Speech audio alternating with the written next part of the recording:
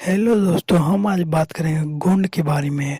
और गोंड कहाँ पे रहते हैं और कहाँ पे पाए जाते हैं और गोंड की।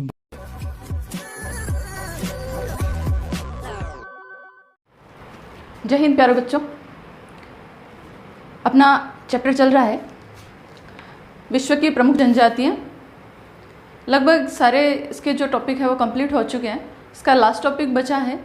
लास्ट इसका जनजातीय समूह है गोंड जनजाति समूह। इससे पहले हमने एस्किमो कर लिया, बुशमैन कर लिया, भील जनजाति कर लिया।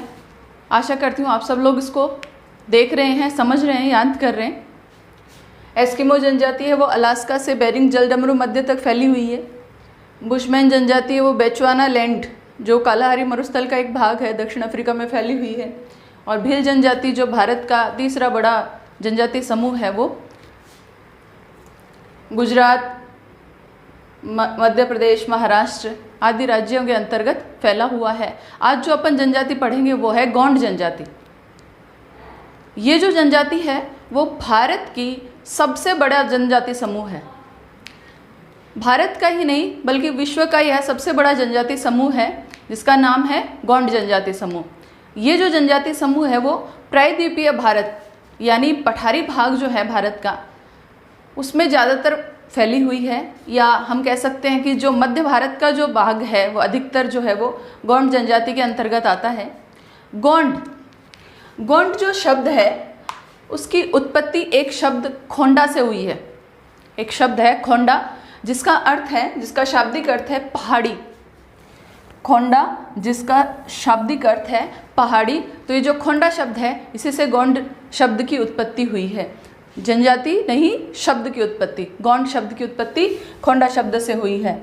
गोंड जो है वो खुद को, गोंड नाम तो इनका है ही, खुद को वो कोइटर और कोल भी कहते हैं। यानी कोइटर का मतलब भी, अगर कोइटर जनजाति आपसे पूछी जाती है तो उसका मतलब भी वो गोंड जनजाति के बारे में हमसे पूछ रहे हैं। और साथ ही उसका एक नाम और है कोल। कुछ इनके अलग वर्ग भी बने हुए हैं। जिस तरह से हम लोग हैं जाति समूह में बटे हुए हैं तो हमारे भी साथ में जातियों के साथ में गोत्र होते हैं, उसी तरह से गोंड जनजाति के भी कुछ छोटे छोटे अलग अलग वर्ग भी बने हुए हैं।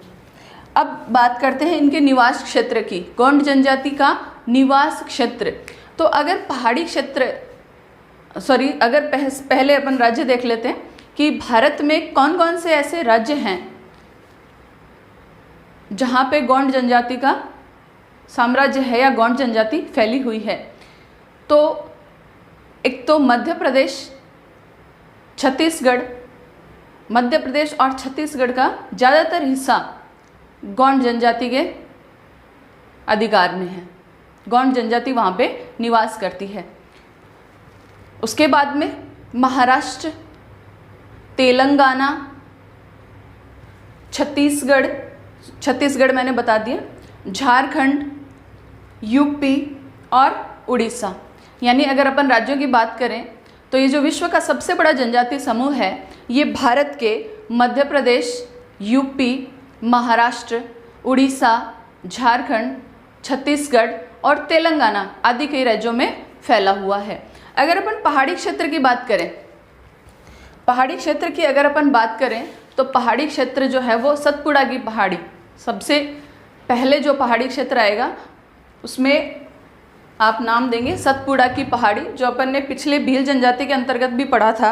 भील जनजाति है वो सतपुड़ा जो पर्वत श्रेणी है वो मध्य प्रदेश और महाराष्ट्र राज्यों में फैली हुई है, तो इसके अंतर्गत गोंड जनजाति आती है। साथ ही इसका जो पूर्वी भाग है, सतपुड़ा पहाड़ी का जो पूर्व भाग है वहाँ पे मैकाल श्रेणी है जो छत्तीसगढ़ के अंतर्गत फैली हुई है, वहाँ पे गोंड जनजाति है। और पहाड़ी के बाद में अगर अपन पठारी भाग की बात करें, जो कि मैंने पहले बताया कि प्रायद्वीपीय भारत की जनजाति है, तो पठारी भाग की अगर अपन बात करें तो छत्तीसगढ़ का जो भाग है बस्तर का पठार, छत्तीसगढ़ का जो पठारी भाग है बस्तर का पठार, उसके अंतर्गत यह गोंड जनजाति फैली हुई है। और साथ ही गढ़जात की पहाड़ियाँ। और उसके बाद में अगर अपन इसके अंतर्गत एक बहुत बड़ा नदी क्षेत्र आता है जो सतपुड़ा की पहाड़ी है या मैकाल श्रेणी है, इन सब से बहुत सारी प्रायद्वीपीय भारत की नदियाँ निकलती हैं, उन नदियों के उद्गम क्षेत्र हैं इन्हीं पहाड़ियों के अंतर्गत। तो नर्मदा, ताप्ती, सोन, महानदी, गोदावरी आदि नदियों के उद्गम स्थल इन पहाड़ियों के अंतर्गत आते हैं। आप देख सकते हैं प्रायद्वीपीय भारत की बहुत ही प्रमुख नदियां हैं जो इन पहाड़ियों के अंतर्गत निकलती हैं। यहाँ की जलवायु, ये जो जलवायु है इस भाग के अंतर्गत, या अपन कहें कि गोंड जनजाति है वो किस तरह की जलवायु में रहती है या किस तरह की जलवायु के साथ उसका समायोजन है। तो प्रायद्वीपीय भारत में जैसे कि वर्षा खूब होती है वहाँ पे, क्योंकि जलवायु जो शाखाएं हैं, वर्षा की जो शाखाएं हैं या मानसून की जो शाखाएं हैं, अरब सागर की एक मानसून शाखा है और इधर से बंगाल की खाड़ी की जो मानसूनी शाखा है वो दोनों आकर यहाँ पे मध्य भारत में मिलती हैं और काफ़ी अच्छी मात्रा में वर्षा करवाती हैं। तो तापमान की अगर अपन बात करें तो ग्रीष्मकाल में यहाँ का अधिकतम तापमान 40 डिग्री सेंटीग्रेड के लगभग रहता है। और अगर अपन वर्षा की बात करें तो वर्षा यहाँ पे पर्याप्त होती है, लगभग 120 से 160 सेंटीमीटर तक यहाँ पे वर्षा होती है। गोंड जनजाति अपना टॉपिक चल रहा है, गोंड जनजाति। गोंड जनजाति के अंतर्गत अपन उसका निवास क्षेत्र पढ़ चुके हैं। प्रायद्वीपीय भारत का लगभग मध्य का क्षेत्र, या अपन कहें भारत का मध्य का क्षेत्र है, वो गोंड जनजाति के अंतर्गत आता है। अब इनके आर्थिक क्रियाकलाप यानी कौन से क्रियाकलाप करके अपनी आजीविका चलाते हैं। तो सबसे मुख्य इनके जो आर्थिक क्रियाकलाप हैं वो प्राथमिक आर्थिक क्रियाकलाप हैं, जैसे कि सभी जनजातियों के होते हैं। तो इनके जो मुख्य आर्थिक क्रियाकलाप हैं वो है आखेट, कृषि, पशुपालन और मत्स्य पालन। आखेट, कृषि, मत्स्य पालन और पशुपालन। कृषि, इनमें कई 2 प्रकार की मुख्य कृषि दे रखी है आपकी किताब में, दिप्पा और पेंडा। 2 मुख्य कृषि के प्रकार हैं, दिप्पा और पेंडा। अब दिप्पा कृषि क्या है? दिप्पा कृषि झूमिंग कृषि या स्थानांतरित कृषि का एक प्रकार है, जिसके अंतर्गत वनों को साफ करके 2-3 साल तक कृषि की जाती है। उसके बाद में उस जमीन को छोड़ के किसी दूसरी जमीन को साफ करके या वनों को जला करके वहाँ पे कृषि की जाती है। और पेंडा कृषि है वो पठारी भाग की एक मुख्य कृषि है, जहाँ पे सीढ़ीनुमा खेत बनाकर कृषि की जाती है।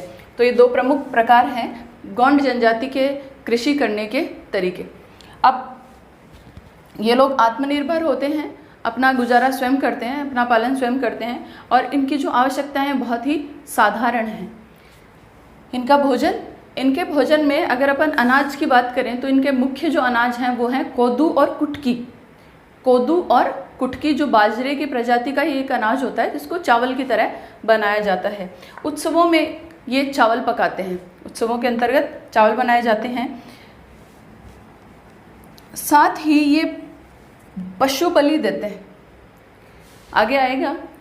तो पशु बलि में जिन जानवरों का या जिन जानवरों की बलि दी जाती है उनका मांस ये खाते हैं, साथ ही ये मदिरा पान करते हैं। इनके वस्त्र और आभूषण अगर देखे जाएं तो पुरुष जो है वो सामान्यतः धोती पहनते हैं और सूती वस्त्र धारण करते हैं। महिलाएं जो हैं वो साड़ी पहनती हैं, गहनों में कांच की चूड़ियां पहनती हैं, कोडियों के हार पहनती हैं। साथ ही एक बहुत ही मुख्य प्रथा इनमें महिलाओं में, गोंड जनजाति की जो महिलाएं उनमें पाई जाती हैं कि ये अपने शरीर पर गोंदना गुदवाती हैं। अब इनके निवास गृह कैसे हैं, घर कैसे हैं इनके? तो इनके जो गांव हैं छोटे छोटे, उन गांवों को नंगले या पल्ली कहा जाता है। नंगले या पल्ली, गोंड जनजाति के जो गांव हैं उनको नंगले या पल्ली कहा जाता है। ये जब घर में निवास करते हैं या घर में जाते हैं उससे पहले उसका शगुन निकलवाते हैं, पूजा की जाती है, बतख और मुर्गों की बलि दी जाती है। इनके जो मकान हैं वो मुख्यतः कच्चे मकान होते हैं। साथ ही मकान में एक तो सोने का कमरा, रसोई का कमरा और पूजा घर और बरामदा मुख्य रूप से होते हैं। इनके औजार और बर्तन, तो इनके जो औजार और बर्तन हैं वो स्थानीय लोहार बनाते हैं। क्या क्या बनाते हैं? फालियाँ, खुरपी, फावड़ा, कुल्हाड़ी और तीर की नोक, ये इनके औजार।